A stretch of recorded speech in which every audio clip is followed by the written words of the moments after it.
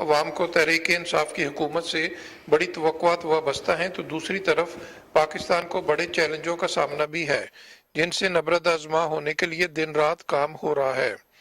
یہ بات انہوں نے امریکی شہر شکاگو میں تحریک انصاف کے رہنما اور کمیونٹی کی ممتاز کاروباری شخصیت اختر علی کی جانب سے دیے گئے استقبالیے سے خطاب کے دوران کہی۔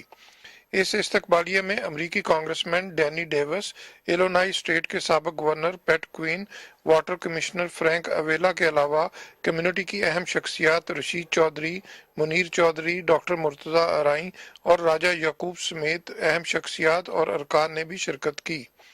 گورنر چودھری محمد سرور کا کہنا تھا کہ پاکستانی معیشت کو بہتر بنانے کے لیے ٹھوس اور دیر پا اقدامات کیے جا رہے ہیں۔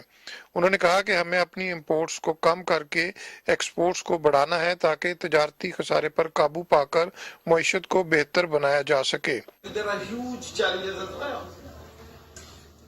There is loan on our country which is difficult to pay even the interest on that loan to the international community. So that is a huge challenge.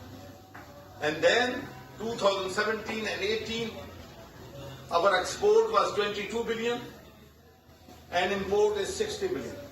So you can imagine if you lose every month $3 billion, you are in deficit of $3 billion every month, then rupee will be weak and dollar will be stronger.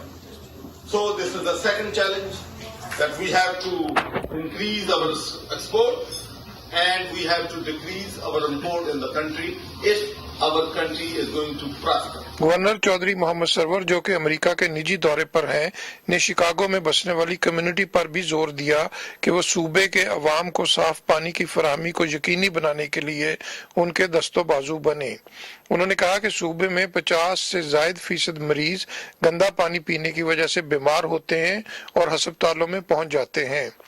Governor Punjab نے کہا کہ ان کی تنظیم سرور foundation نے پنجاب بھر میں 200 water filtration plant لگائے ہیں۔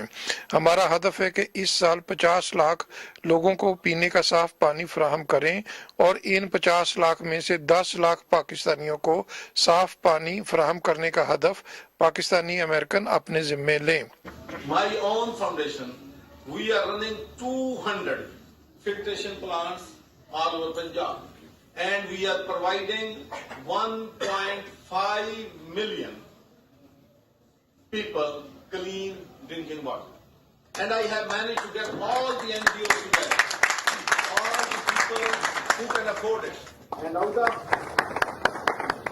of 5 million people clean drinking water, 1 million people has to be paid by Pakistani Americans.